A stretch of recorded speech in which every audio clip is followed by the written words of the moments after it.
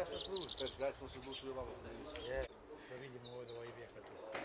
Ali da se ovo ima 300 dona.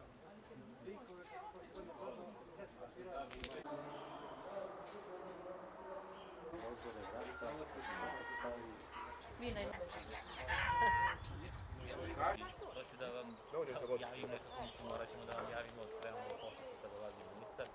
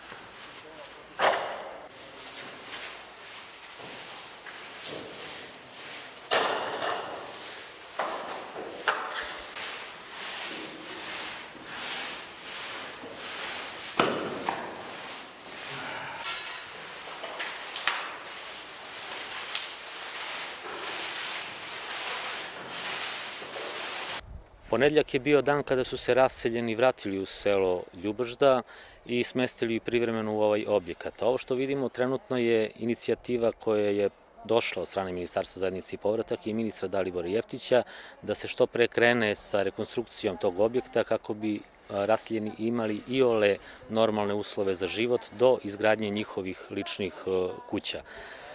Nadamo se da će ovo biti dobar primer za sve ostale institucije i pokazatelj kako treba reagovati kada imamo priliku da ljudi žele da se vrate na svoja ognjišta i da tako deluju i u budućnosti, bilo da je u pitanju uzurpirana imovina ili lična dokumenta ili neki drugi problem. Ovo što danas vidimo je urađeno zajedno sa našim partnerima, Međunarodnom organizacijom za migracije, Europskom unijom, takođe UNHCR-om koji je prvog dana doneo neophodnu pomoć raseljenima i nadamo se da će ovo biti primer i svima ostalima kako treba reagovati. Takođe možda bi ovo dobar pokazatelj i drugim ljudima koji žele da se vrate, da ima nade da se vrate na Kosovo, da ima nade za život i da će tu doći i ostati.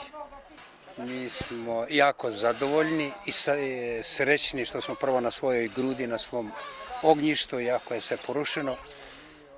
Zahvaljujući ministru koji nas je podržao i koji nas je smestio u ovom objektu koji je kakav takav za nas jako dobar, koji su nam pružili sve neophodne potrebe za ovih nekoliko dana. Osjećamo se jako lepo. Od jutra su došli majstori i počeli su rekonstrukcije električne, u stvari celog objekta, tako da će, nadamo se, za nekoliko dana biti udobno i smešteni.